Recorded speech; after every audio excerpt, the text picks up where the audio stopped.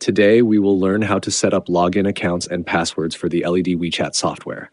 After opening the software, click on Settings, then select User Management.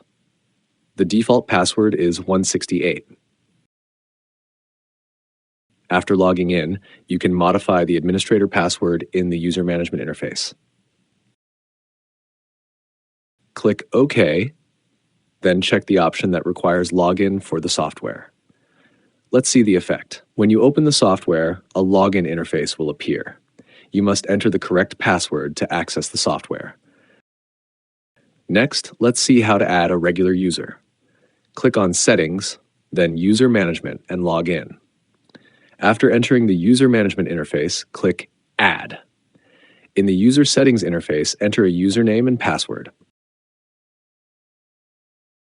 Then assign the user certain permissions, such as being a regular user or a restricted user. Regular users have editing and playback permissions, while restricted users only have playback permissions and cannot edit. After setting everything, click OK. Let's see the effect. Open the software and you can log in using the regular user account we just created. The password is 123. That concludes today's lesson. Thank you, everyone.